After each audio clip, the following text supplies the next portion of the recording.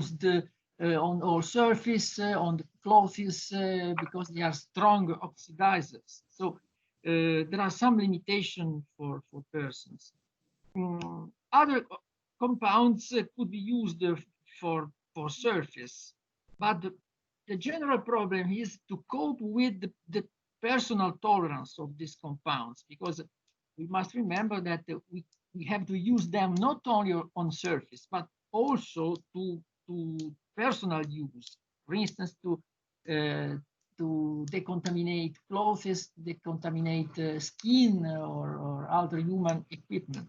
So I would say that ray disinfection is mostly apt for surface made of inorganic substances, for some goods, also metallic surface, some plastic, but there are some limitations from human use. And so I would say that the most important problem is to tailor a disinfection technique on the specific probe, because one aspect is to reach a disinfection of a non-living surface, and the other is using a disinfectant or a disinfection technique for living organisms. So this is the main, most important, in my opinion, first choice for a disinfection technique. I see. And we are talking about cleaning, let's say, people and their clothes, cleaning goods and cleaning space. But if obviously we don't have so precise data, so we have just assumption, no?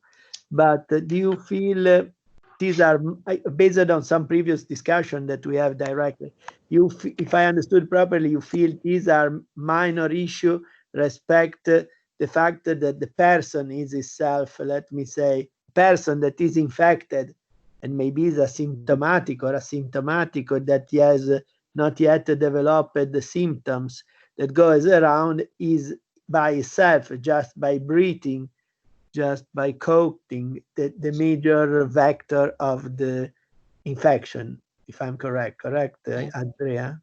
Yeah, it's a serious problem, because it's a typical problem involving hospitals, because I have a colleague working in an hospital, and many cases they use the same stringent constraint, the same stringent condition on all people, and this is very, very high in terms of costs, very, very high, because it would be recommendable to tailor a strategy to save money, because use disinfectants, use the same protocol for all persons, in some cases is unbearable in terms of costs.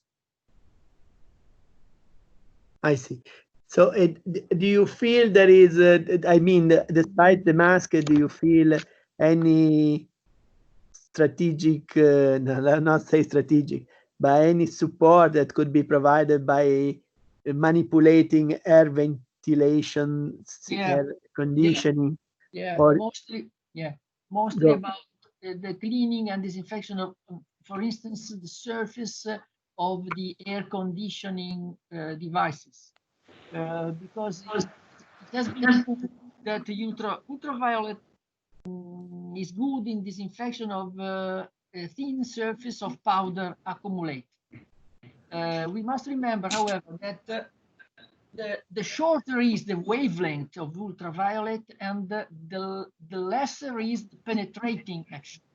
So at short length, ultraviolet is strong as disinfectant, because about at 270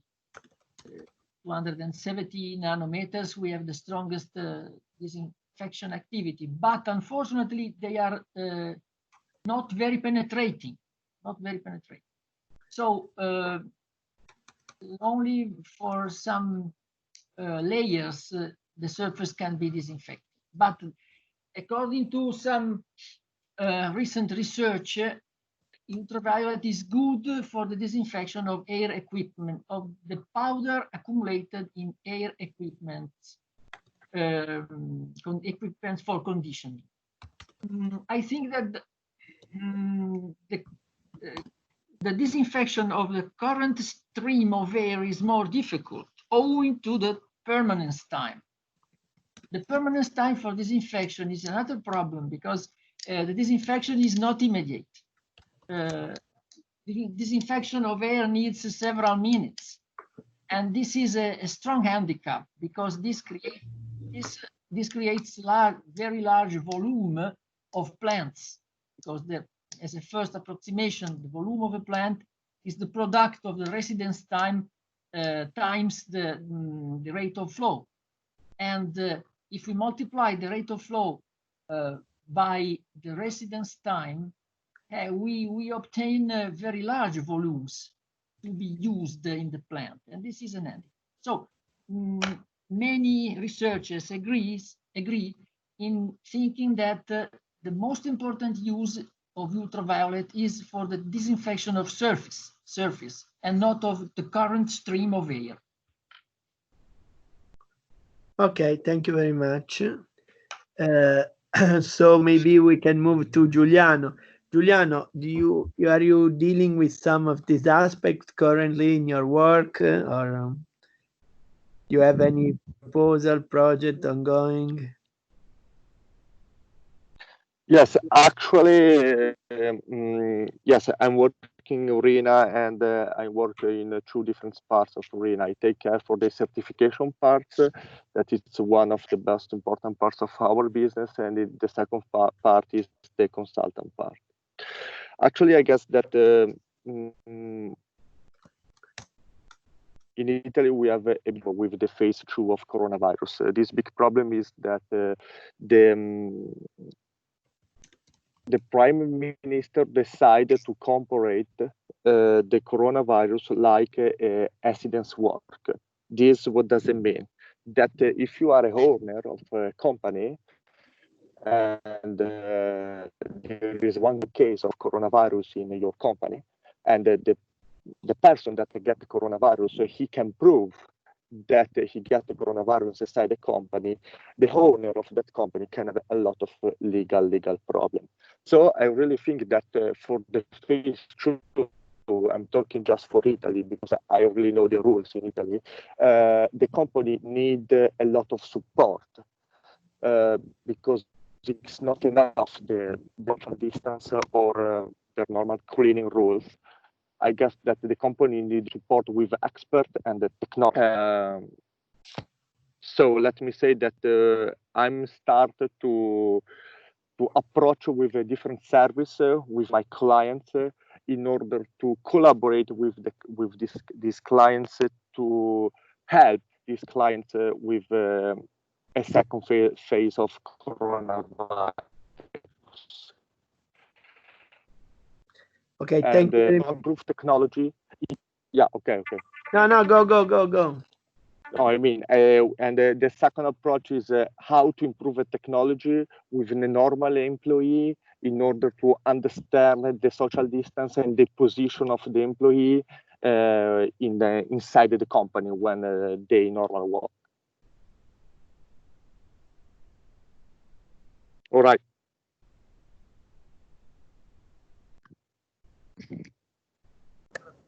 Ti richiamo, Manlio, ti richiamo. Sorry. Allora, so that's very interesting. By the way, in Italy, to give you a feeling, there is an important point, is that normally when there is somebody that gets injured or a casualty on the job, the public authority check if the company, this is not related to COVID-19, is general. But normally the persecutor check if the best technology was applied. What I mean, if in an iron and steel couple area there was an accident, they check if the procedure and the technology medical equipment, etc., was the best of the best of what is available worldwide. If this was the best of the best, the company is supposed to be safe. If not, normally they are persecuted because they said there was a technological solution that was possible to use to reduce this risk, and this company was not using it. Now, based even on talk with general attorney, obviously it is not very correct, because depend not only that this technology is available, but even about how much it costs. I was talking with one of the general attorney and was say we are not acting properly, because we should not ask to expert from engineering, etc., if there was a system that was more safe available worldwide, a technology that could reduce risk. We should ask if there is a technology could reduce the risk that results sustainable in this production, because maybe there is, but the cost is far away to be usable in this context. But currently, he said this is the regulation and law that we have in Italy, and obviously as a prosecutor we have to follow this one. Okay, but this means obviously that if somebody develop a new technology that is not just a chemical action or a device or a procedure or a software for management, an app, etc., that improve, any case in our country could be very valuable, and even in other country, because it reduces the risk. But I feel what you point out, Giuliano, is a very, very important aspect. Okay. So let me move forward. Kirill, you are dealing with some activity in the retail.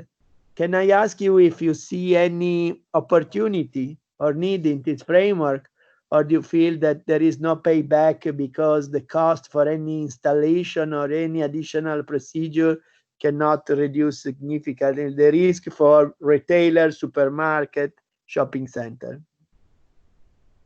Okay, I think that now at this moment the legislation and regulations are created by people with limited expertise in this field. So in some situations I observe the norms which are basically can't be applied. Otherwise, for instance, if you go to parrucchiere, barber, some operations must be done according to regulations after washing your hairs, while physically operations must be done without washing your hairs, because you can damage it in some cases. Similarly, if you enter in a shop, you have to use gloves. But now it's a big problem that there are no, let's say, not sufficient amount of supply of gloves.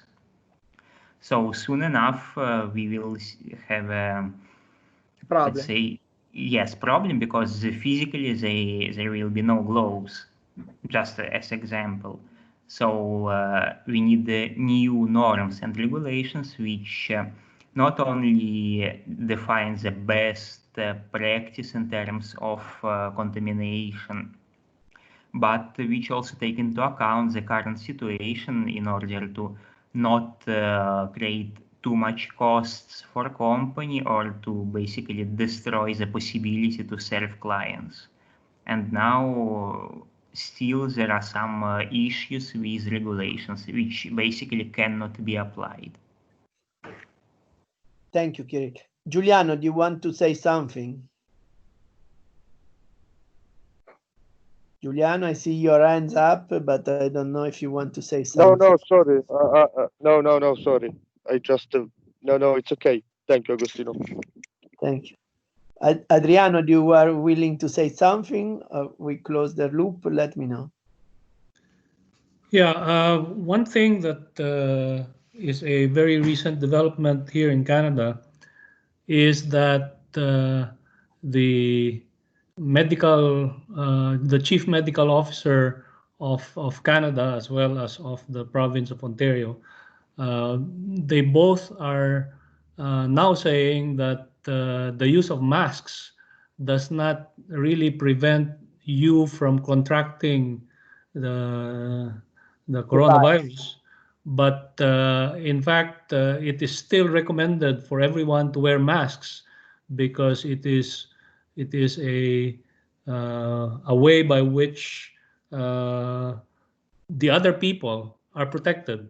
So it's not you that you are protecting, but you are protecting other people when you are not, in fact, in a sufficient distance, where the prescribed physical distance has been 2 meters. So if you are forced to be within a smaller space, for example, in the supermarket or in a public transit, then wearing masks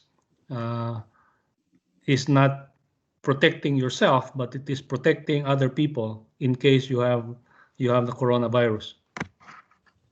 Yeah, that's a good point. Even here, it's not very clear. We was doing, even with Andrea, something for some mask analysis and regeneration. And it depends a lot, obviously, what kind of vector is the coronavirus to access you, if it's a droplet, micro droplet, aerosol, etc. But in most of the cases, exactly as you point out, the mask, at least most of the masks are not useful at all. And in addition, even if you have a very sophisticated mask, they could enter you very easily through the eyes or through the ears. So even if you have a more advanced mask, but it seems that this could be a way to reduce your to contaminate the air, etc. So exactly as you point out, could be useful to put them on. And Marco Gottelli from Deloitte, you do you know Yes. any project that you are carrying out currently on this for your application for mobile, IoT, etc.? Yeah, I think it's related to what you were saying before, because as we mainly work with private clients, private companies, they have this problem of the technological solution to the issue. So what's happening is that we didn't deliver yet the project, but there are a lot of conversation about solutions, and the solutions that we are proposing are all high technical solution, let's say. So what we would use are computer vision technologies. So for example, cameras that detect the temperature and then trace your movements inside the building if you have a temperature above the limit. And the computer vision is spreading a lot for this kind of projects. And then one solution that we were speaking just today with a client that has a construction site, is a solution for social distancing between operators. And in this case, it's not convenient to use a camera, obviously, because maybe you have objects in the middle of the construction site and so on. And so with them, we were discussing about solution using wearables. Spatial wearable or just regular? Are wearables that are kind of a bracelet that you put to all your operators, and it detects the distance between the two operators. Then we send the data to a web application, and in case the distance is too close, they send an alarm. The application sends an alarm in order to control that all the operators are respecting the social distancing. And well, these technologies, I don't know what is the real impact and what is the, let's say, just the duty of the companies of respecting the regulation, because then obviously it's hard to control all the operators that are really wearing the bracelets and so on. But let's say the most high level technology that I saw now are these ones. So computer vision and wearables connected to web applications. Very good. Thank you very much, And Mark. you're welcome. Go. Yeah, no, but yeah, that's what we were even saying before, that maybe we think in this super hyper technological solution, and then maybe what the Chinese are doing with the QR code inside metro and the shops to trace the movements maybe is effective. Not exactly as a computer vision, but more or less you have the same result, and the effort for let's say public solution is more or less the same, and you don't have the privacy problem of camera.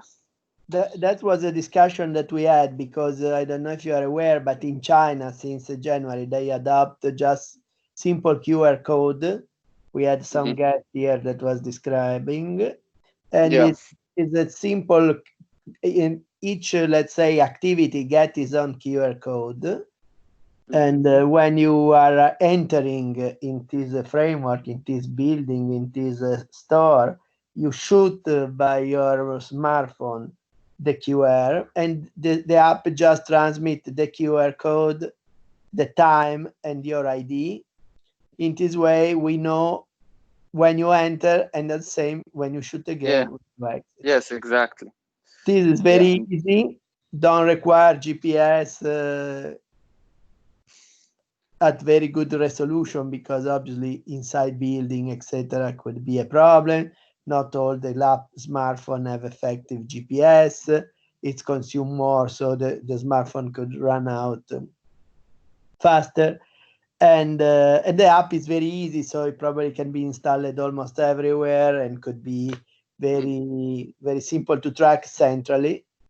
And obviously don't allow you to know exactly who passed near to you within 4 meters. But if you enter in a store and somewhere we put the size of the store, we have the density, we can evaluate the risk, sending alert, and so on.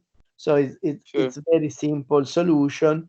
But I feel sometimes we even have to consider the breakout, the trade-off between simple and sophisticated solution that could help us to do. Exactly. Because if you enter in a shopping center, we can provide some basic application, for instance, that where you can book the access to a store, because now you have the problem with limited access. Maybe you have to wait outside, no?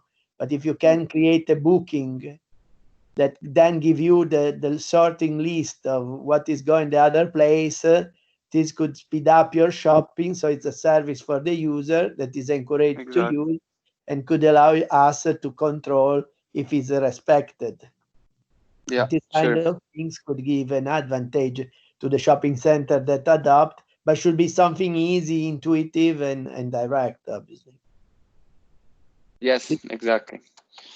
Okay, so we have even another guest that joined just now. I don't know if it works, the connection seems to work. We have Piticchio. Piticchio, are you there? Hello, I'm Valeria. Hi, Valeria. Daughter's Lucio. Yes, Lucio was saying me that he was there, but you are one of the, let me say, the owner of this company, correct? Correct. So maybe you can give us a quick flavor about taste of what you are doing currently. Your company is dealing traditionally with some kind of service to clean water, I know.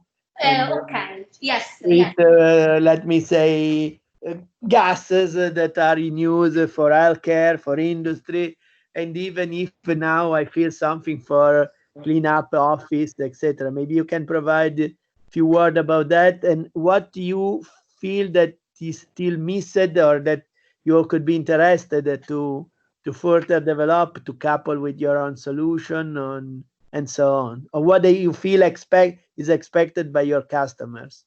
Okay. Allora, our system use dimethyl ammonium quaternario. It is registered with the Ministry of Health as a disinfectant. In Italy? Sì, il nostro sistema. No, in Italy. In Italy, yes. Excuse me. Okay, no problem. We intervene on the machine and we reduce the particles so below 7 micron. And it is spread without wetting, no problem for document or surface or equipment. Our machine have different capacity. It is for surface big and small, like hotel room, and it is usable all time. It is very cheap. Very cheap, yes. Very cheap, yes. Okay. Very good, very good. So, but do you have several requests ongoing? Do you sell the machine or do you sell the service, for instance? Lei vende le macchine o servizio? Entrambi. Okay. And if I can ask, what do you feel that is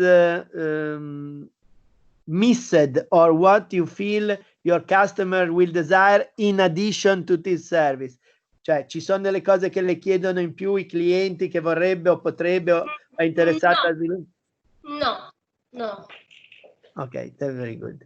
So, and you say that you use quaternary, what did you use? Dimetil quaternario. Okay, very good, very good. So, Andrea, any comment about go? Yeah. Quaternary ammonium salts are known for their deactivating rule on the virus duplication. So they are commonly used also for washing floors and they are well tolerated also from the skin, unless the concentration rises to highest values. So they are tolerated in a satisfactory way. So they are not so aggressive like hypochlorites. As for the price is intermediate, I would say.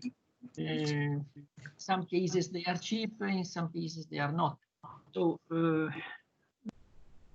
problem is open as for the price, but they are very, very commonly used. Yes.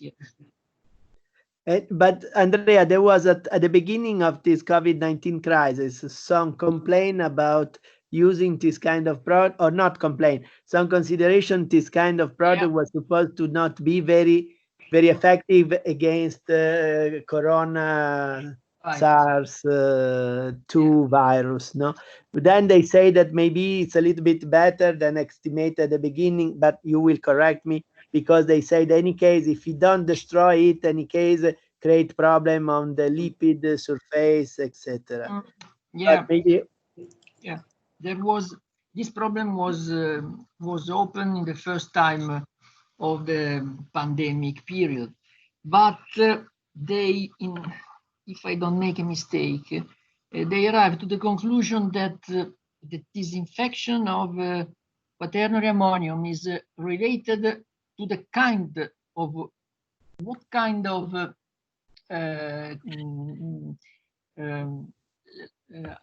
hydrophobic molecules it is connected. So there is a difference in activity according to the organic chains connected with the ammonium radical.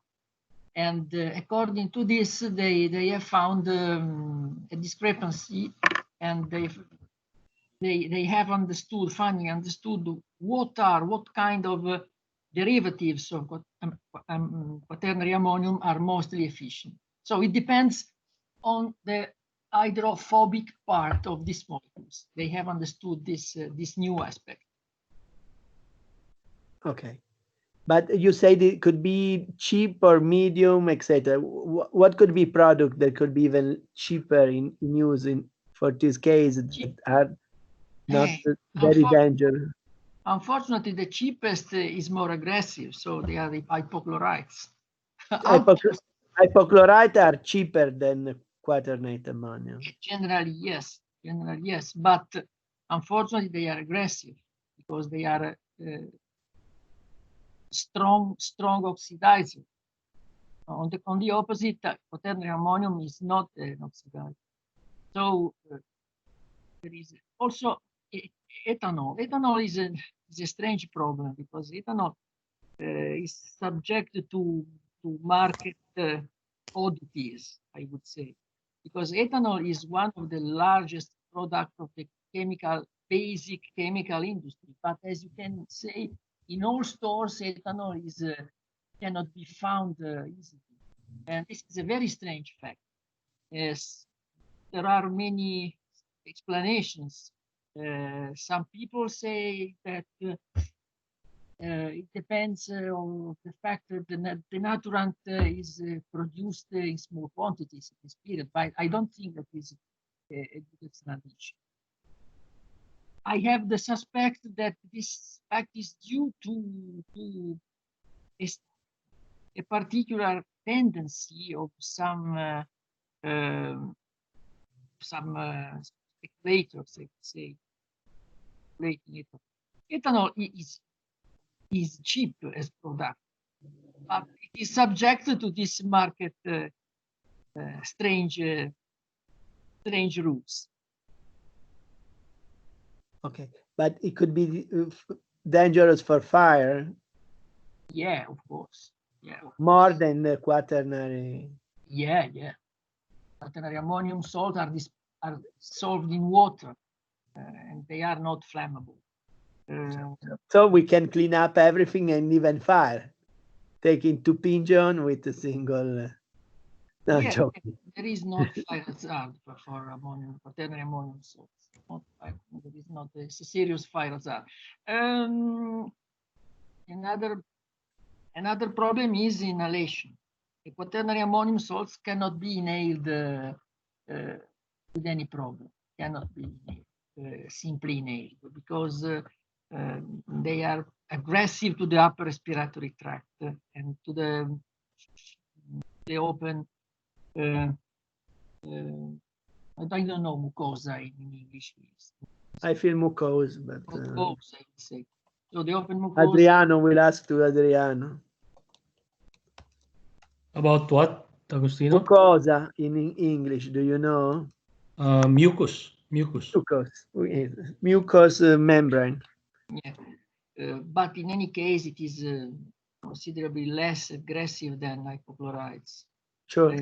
Another advantage is the non-flammability of the quaternary ammonium. Sure. And even don't damage the colors or the surface, as was pointed out by Valeria, no? Yes. Valeria, correct, Piticchio? Yes, Valeria. Okay. In any case, when you use it or when you recommend to use it, you empty the room from humans, no? Yes.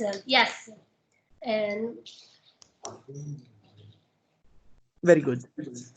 So, by the way, maybe this is we closed the loop, and I will ask if somebody of the attendees have any comment for the guest. Federico, Mario, or Saad. Do you have any question?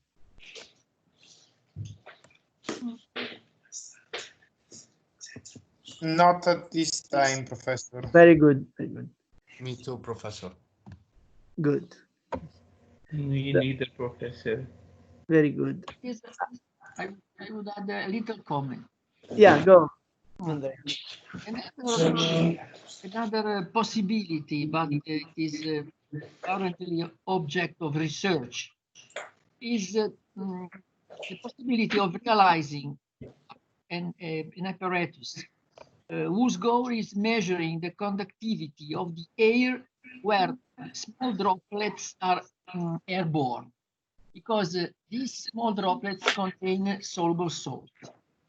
And this soluble salt increase the conductivity of the air. So there are some devices collecting these droplets in a short period for some minutes, and then they give a response related to the conductivity of the sampled air. In this way, we may have an idea about the presence of airborne particles of saliva, simply controlling the conductivity of the air doing the average in a certain period. Interesting. And they make even, it's not possible to detect the virus through some analysis on the droplet by some kind of gas chromatography automated system. No. Online is too difficult. Online, it is too difficult owing to many factors, because the dimension is very narrow dimension. Sure. And distinguish this Molecular. Yes, this macromolecular structure from another is another very great difficulty. So by laboratory activity, by this requires a sophisticated laboratory investigation, but I don't think it is possible up to now online. And at low cost. At low cost. Sure, very good. Adriano, do you have any comment or? Not this time, Agostino. Very good, very good. What about Giuliano? Yes, one comment that I think that everybody, we have to be ready. Maybe if we can have a second phase of coronavirus. So I just put a point, maybe from a research point of view, that I think that all prime minister, or let me say all decision makers of the country, they need support for the future, because we don't know nothing about the phase 2. We know that maybe it can be happen. So I think that now in the phase 2, all different countries, talking about Europe, decide a different approach. For example, if we think about Italy, we know the approach of Italy. But if we think about Germany, Germany decide another approach. So I really think that one point that can support the decision makers is that in 2 weeks, we are able to analyze a different data with different effects from a different country. And maybe that should be very interesting if we can able to build, let me say, a model that process this data, and with a specific algorithm can realize not a solution, but a predictive effects of coronavirus, combines the different data and the different effects that all countries have with the different decision that the country made. Thank you very much, Giuliano. In fact, this should be a topic for the next meeting that will be on Thursday. And the point is obviously not very easy, because several issues. One is that unfortunately in 2 weeks we'll know more of this second wave. You are absolutely right. However, the second wave depends on how we will act and how they will act in France, in Germany, in Canada. But it's not just a single decision. There are many different decisions, no? Opening the barber, as Kyrie say, opening shopping center, using more or less the mask or the glove, or reactivating industrial production and so on, that all will be tile of a big mosaic that run concurrently on different tables for each country, with cross interaction and with different time shift. And this means that what we will discover in 2 weeks will explain the impact of decision that we take since now, but not what is the impact of action that we'll take on the next week. So we needed to keep such model up to date. And the other point is that we will have not so many data, because we'll have data from a region, from another region, etc., but not so many. We have a lot of data, probably, not so many good data, so it will be not easy to extract information. But for sure, this should be very important to understand if we can detect symptoms or trends that couple or that match with what happened in other place, or that this match to identify if our action, our policy are less or more effective. For sure, this is very interesting.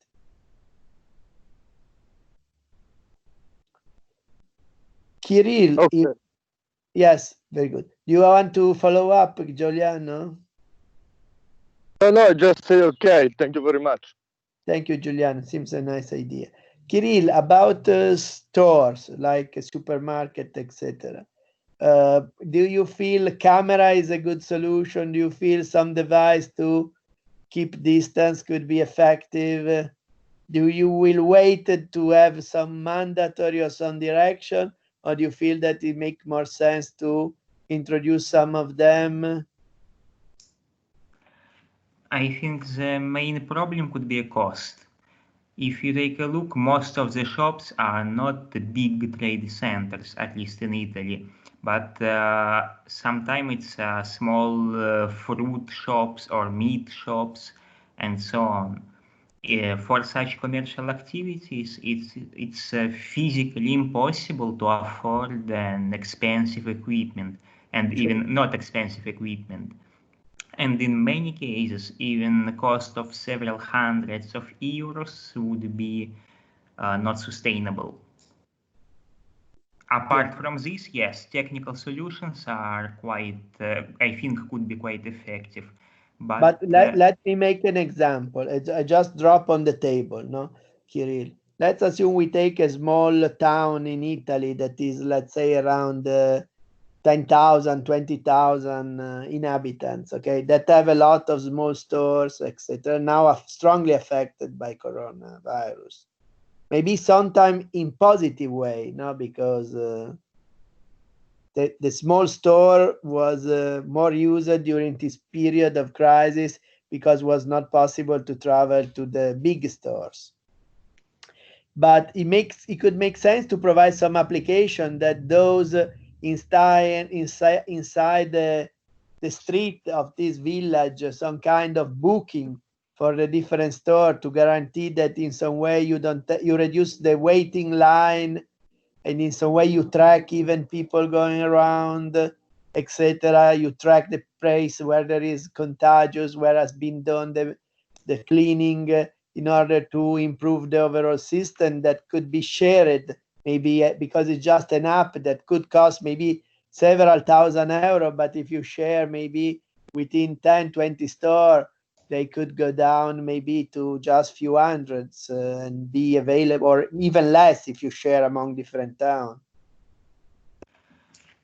In such case, yes, it could be interesting, but it depends on the demographic situation.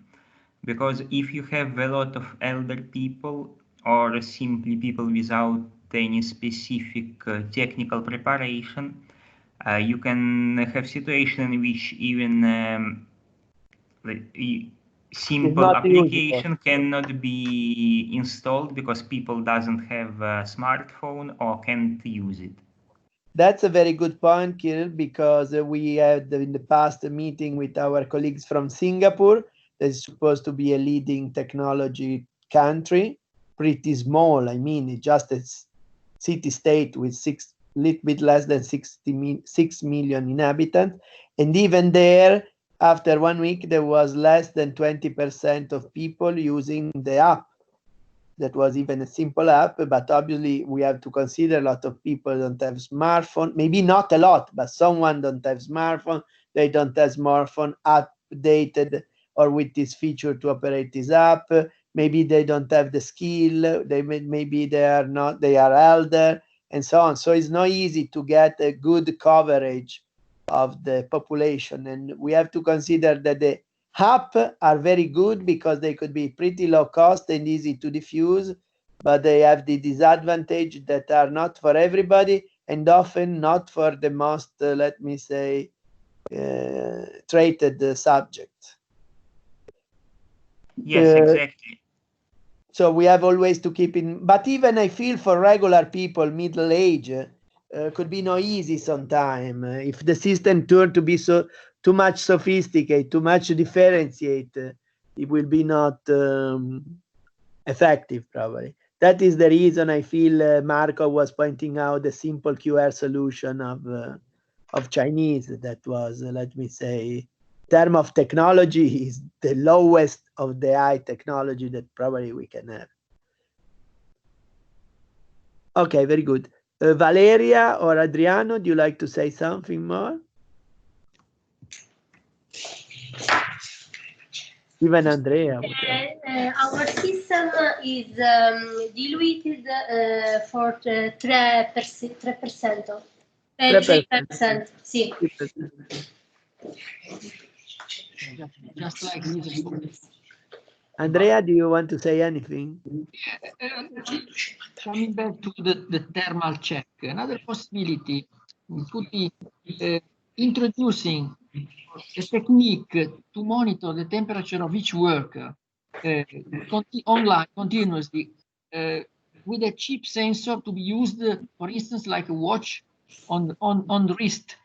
In this way, each worker could be subject to a continuous monitoring without of temperature, without taking his temperature every time.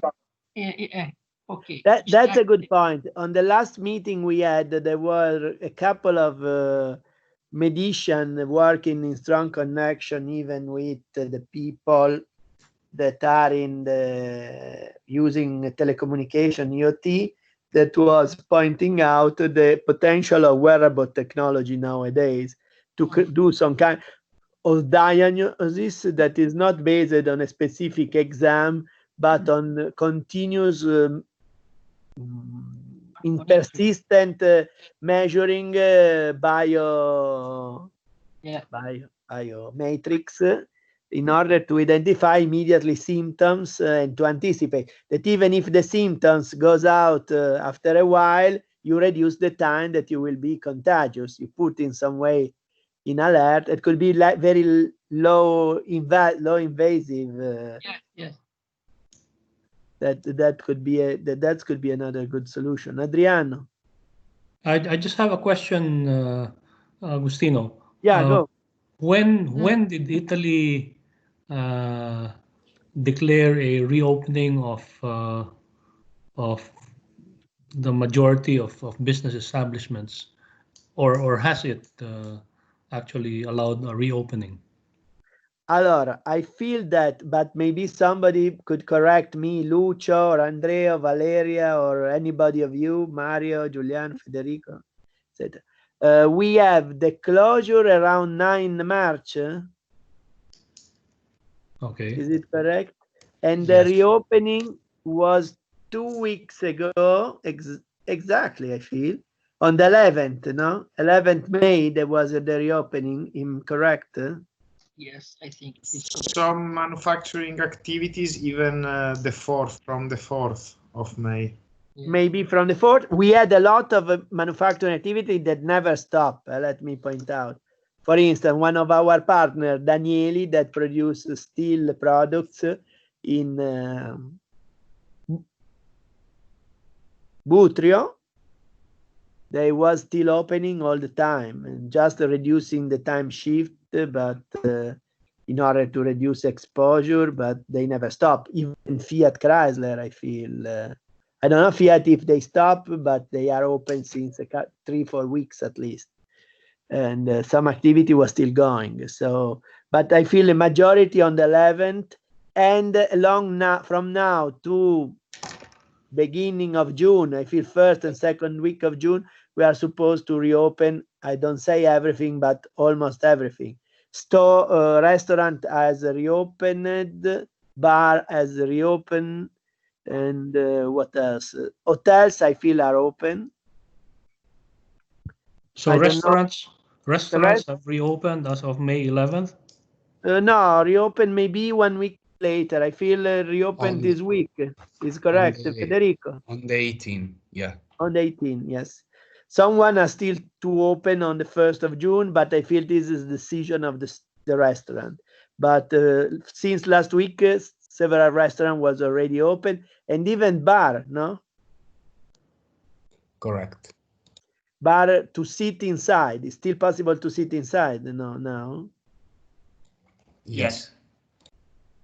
So everything was supposed to open between 4 and 11th of May, but let me say that is a slow moving. If I can give you my feeling, maybe you can correct me. At the beginning, not so much reopen immediately.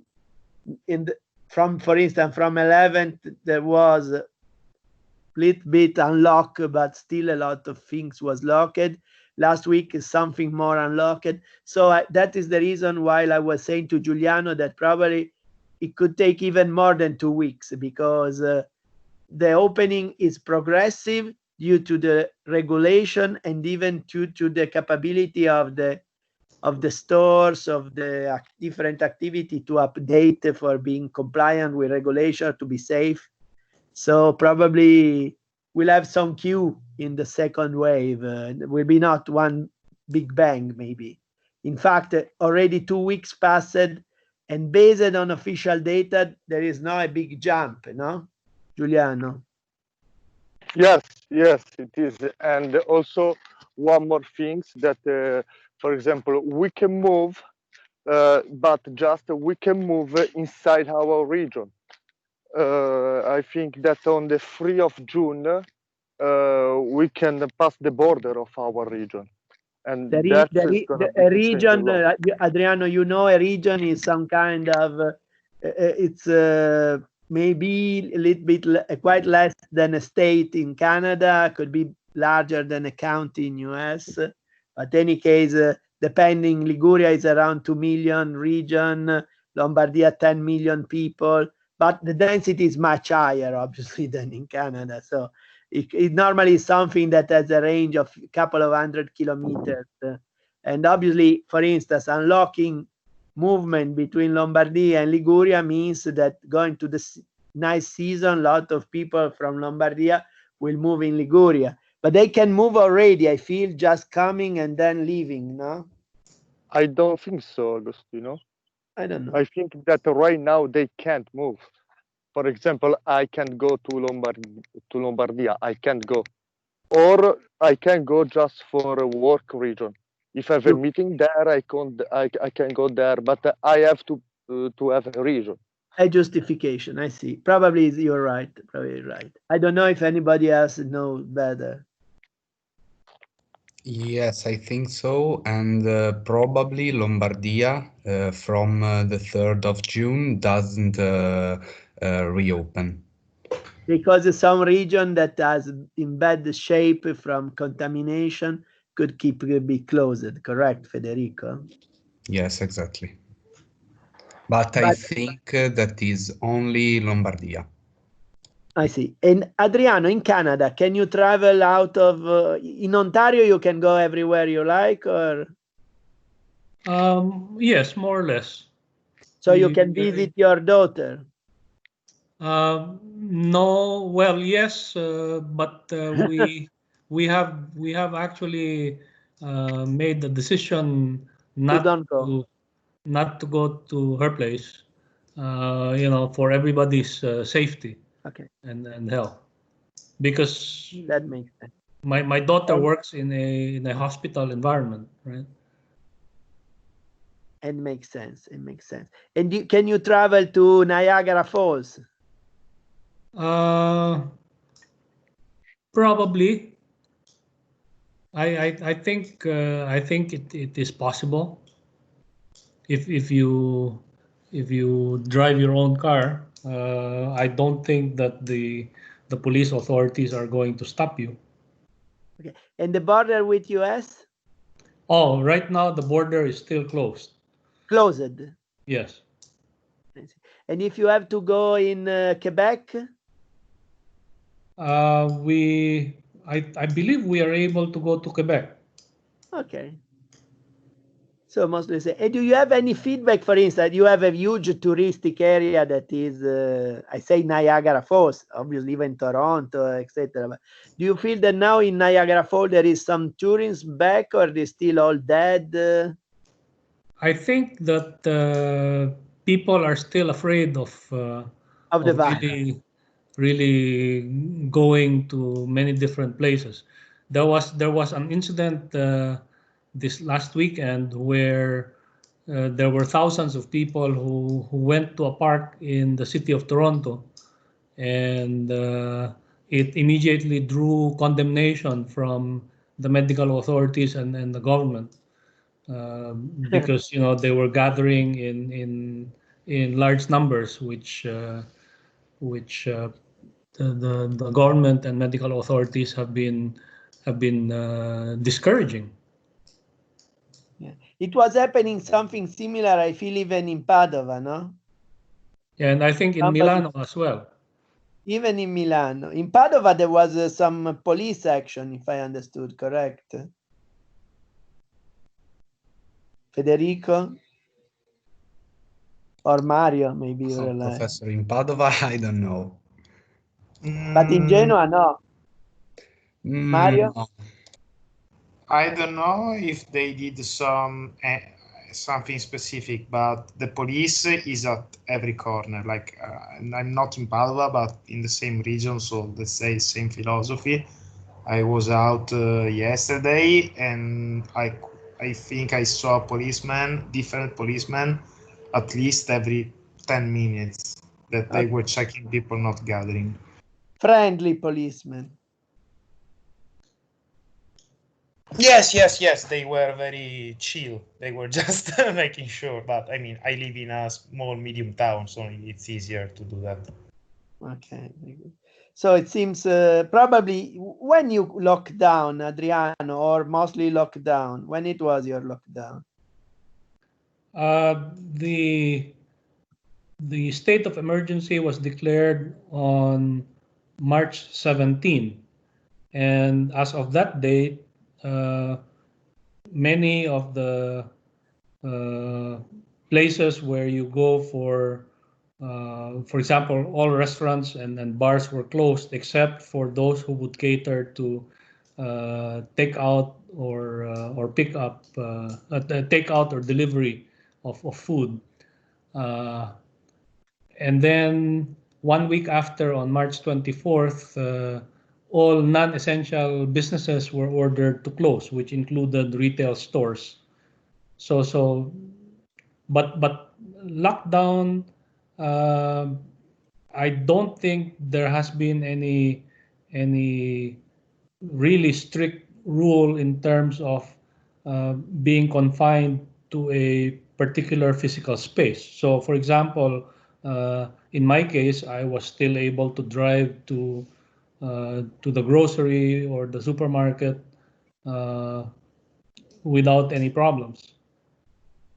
Sure. And in Italy, so it's around 1 week after us, or 1 or 2 weeks after us. By the way, we have to say that in Italy, the national emergency was declared on 31st of January. Oh, that early. Yeah, but this was mostly bureaucratic action and leaving consequence, unfortunately. There was some action because we closed all the direct flight with China, but we don't close any indirect flight. But I don't know if you visited this site. Do you know this site, Mario, Federico, and company? Not this one. Apple.com. Apple.com show up the movement of iPhone. Okay. This is Toronto from January 13 to now, as you can see. No, you have red line. Sorry, it's in Italian. I don't know why, but maybe we can change that. This red line is people moving by car. The orange line is people moving by foot, and purple line is transportations. Okay. So as you can see, on March 9, there was a decrease 40%, going down for people around minus 60%, and now you are back at around minus 20, minus 15. God bless you. And vice versa, the public transportation still at minus 70. Okay. It's pretty interesting. This is very basic. This is very basic. It's very interesting. Let me show you a town in Italy. I know that it's possible to overlap, but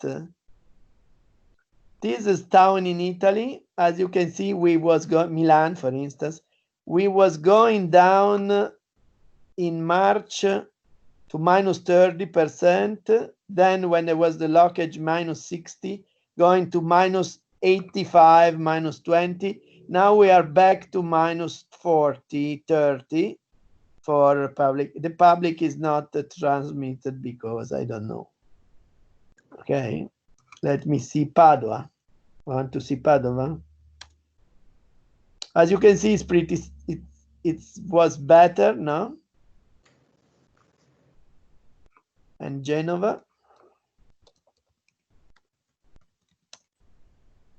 Genova is not there. Genova, Liguria. All the town except Genova. There is no Genova. Okay. Does this mean that Padova is more important than Genova, Professor? No, it means the Genova is so important they cannot publish the data. New York City. So New York City is mostly back on private car like you in Toronto, but it's still very low in terms of moving by foot. It looks strange. And transportation are very, very low. Okay. And it could be interesting to see some London town. Early, as you can see, is even more slowing down than Italy, strangely, but even never goes so bad. And Berlin. As you can see, Berlin was still moving a lot respect to the other one. Now they have second wave, so they're a little bit down, and we can have Amsterdam. So not so big difference, as you can see.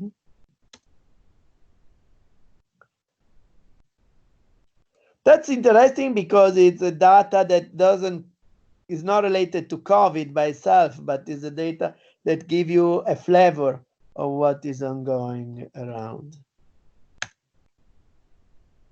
And Paris, as London, still pretty blocked. Okay. Then we can ask to our friend. Beijing is not covered, obviously.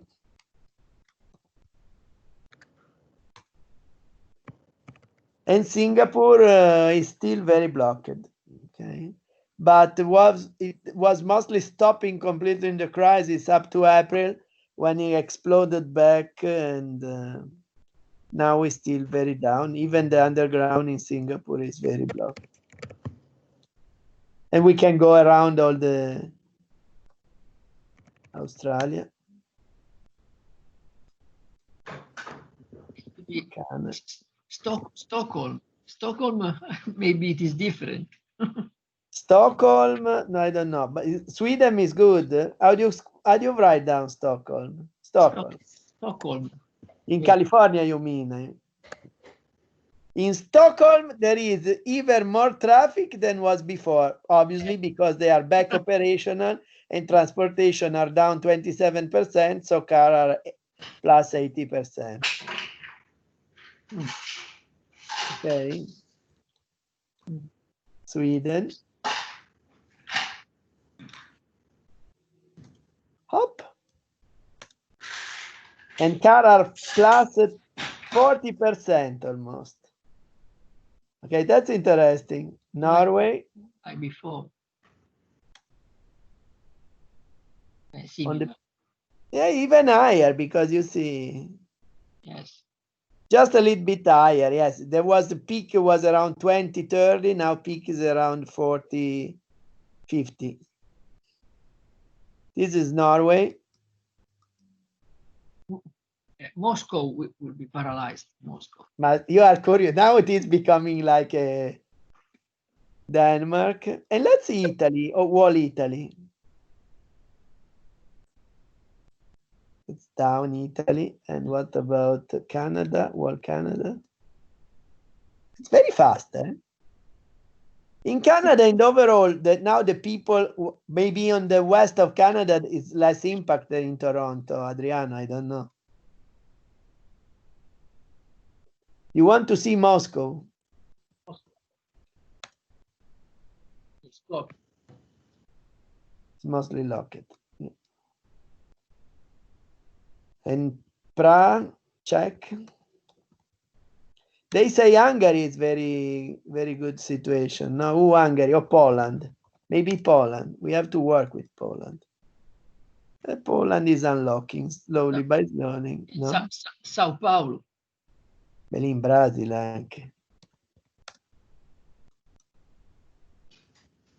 Oh. Fine.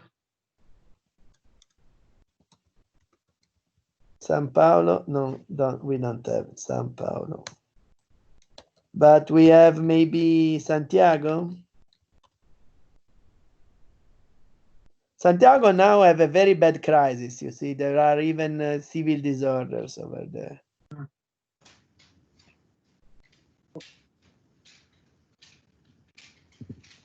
Very interesting, no? Yeah. So this is a simple way, but provide you a data that is probably is not completely reliable, but is in relative sense is not bad, no?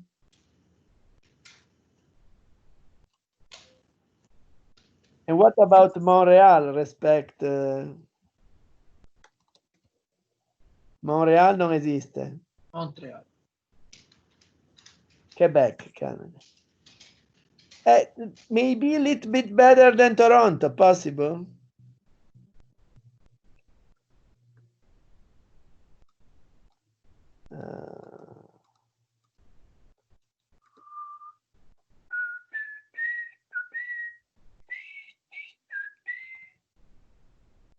Probably Calgary never had problem.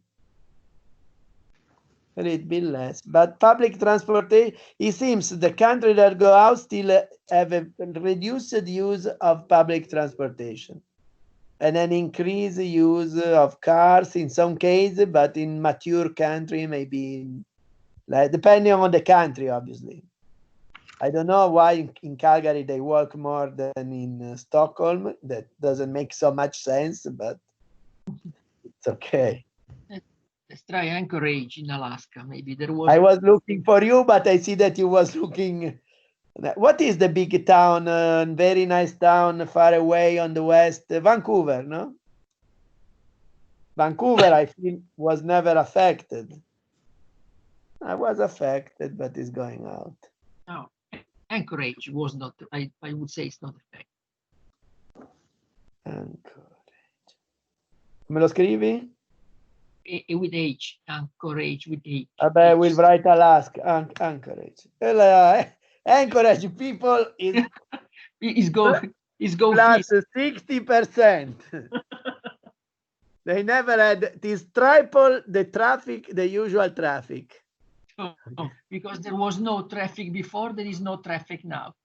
You know, Adriano, in Italy, as soon they put the lockdown, the prime minister was giving such speech on the night, I feel, or on Saturday, whatever. And he said, we have to lock down, very sorry, etc. But obviously, you are free to go out for a walking, and you are free to go out for footing, for making footing, for running, etc. This was just the first week, I feel, then they remove it. Because obviously, if you say that you can exit for shopping, for walking, and for footing, it's very hard to consider any locking. Any case, in Italy, there are not so many people that run. But since this was said, the people want to run always. And they complain we cannot run, etc. Here it seems that in Alaska, from that the COVID-19, they decide all to go out twice by foot and 3 times by car. It's funny, no? Because in Alaska they have no problem of social grouping, because population is so limited that there are no problem of diffusion. But why they go out more? There is no people in And Lincoln, Nebraska. Oh. So not everybody is so bad, no?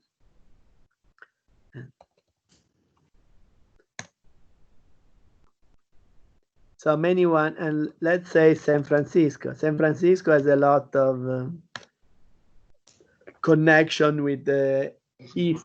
It's locked. Still locked, no? And Tijuana, come si scrive? The most criminal town worldwide? Tijuana. Not bad, no? So crime seems to be positive for COVID-19. Yeah, they are always active. So maybe we have to increase the crime, no? Yeah. I'm joking. Let's see Palermo. But not for crime, eh? Palermo is blocked, okay? Okay. And what is Casa? Casa is very blocked. Eh? Casablanca in Morocco. Cairo is pretty blocked.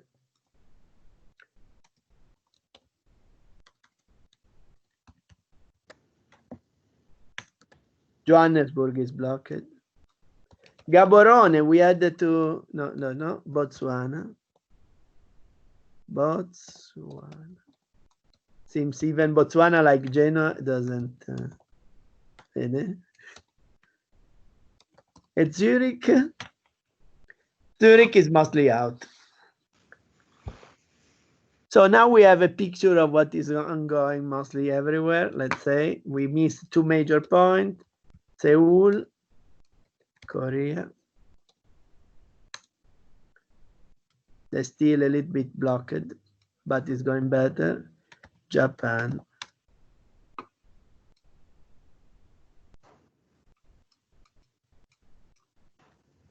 Non mi credo che Hong Kong non ci sia. Blocked.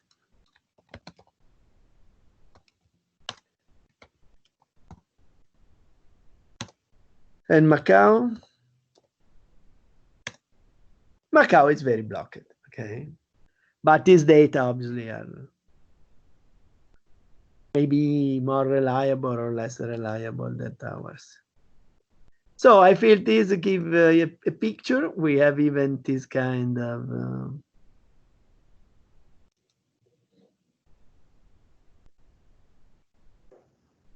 to this kind of situation, and I feel you can take a look on that if you are interested to make some comparison. There are so many statistics around, but this gives a flavor about how the country was back on the operations. Okay, any additional comment or things that you would like to discuss? Otherwise, I feel we can close, but I will be glad if anybody of you have any comment.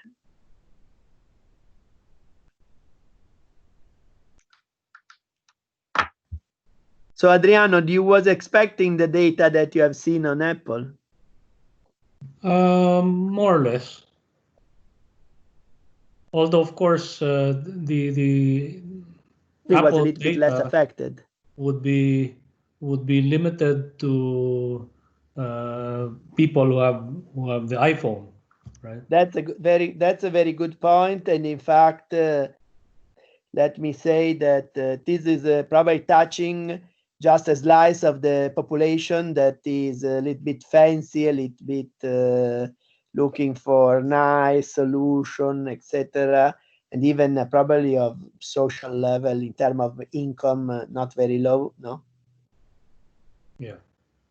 But it could be representative of a slice of the population. Don't give us a touch about what could be maybe the basic of the population that maybe cannot afford iPhone and they use copies or some or other kind of thing. And you are in the statistics or not? Are you an Apple user or not? Yes, I am. Me too. So we are the bad guys. That all of us in the family have the iPhone. So. Go, Benissimo. I have two, by the way. Okay. In any case, Andrea, I feel you don't have an iPhone, right? Yes, I have. But you should be somebody that works for the good people, and you buy an iPhone. No, I am a ludist, but I have an iPhone. Okay. Federico, do you have iPhone? Federico 1 e 2. I don't say who is the uno. Yes, Prof. Me no, Professor. Taddei, vedi che you are in favor of the poor people. Giuliano, you have iPhone. You that work for defense, Giuliano, for the evil guy. No, I don't have iPhone. So you compensate the fact that you work for producing weapon of mass destruction with the fact you don't buy an iPhone. Okay. Kirill, Exactly. I'm sure that you don't have an iPhone. No, I don't. E Lucio e Valeria? Yes, iPhone. Okay. A lady cannot have anything else than an iPhone. And Mario, do you have iPhone? No, Professor, I have the real engineer phone. I have the phone by Caterpillar. Oh, that's very good. But this is even the version diesel, I feel, no? Yes, because I like to pollute. But it's a un diesel a due tempi. Naval. Yes. Okay, naval diesel. And Mohammed Saad, do you have an iPhone? Saad? Okay, get lost. Any case, so it seems, yes, any case, I was doing some statistics in engineering class. iPhone was around probably 40%, 37, it seems to me, but depends. Obviously, it's not a statistically reliable sample, but there is a significant part of population. But even in this case, engineering students are not the average of population. They are very rich, they are very fancy, they love design. No, I'm joking. In any case, so I would like to thank you very much for this speech. Probably we'll have some action going after this talk for writing down some joint paper. Maybe we can try to find some idea, and in case I will take permission to disturb you to see if we can do something effective for proposal and for papers. Okay, thank you, Agostino. Thank you, Adriano. Bring my best to your family. Yes, and you told me we will talk sometime soon.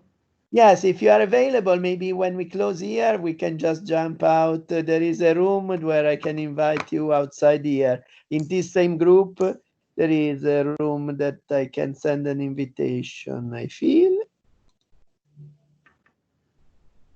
Okay, and Andrea.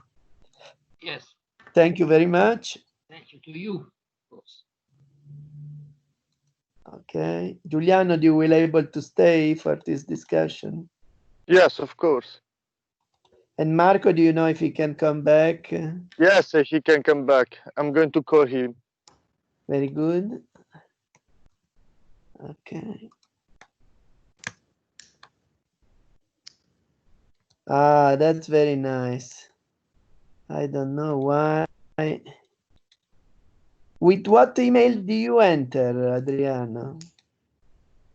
The asolis@yorku.ca. Okay, perfect. And this seems doesn't work, but let me check again. Otherwise, I can call you, no problem. Vabbè, I will call you late as soon as we close here. Valeria and Lucio, well, thank you very much. Thank you. Thank you very much. And I hope we can keep in touch after. Kirill, thank you. Federico, Mario, and Mohammed, I will contact you for the paper issue, okay? Okay, thank you, Professor. Okay, thank you, Professor. Thank you, engineer. Very good. So see you. Bye. Bye-bye.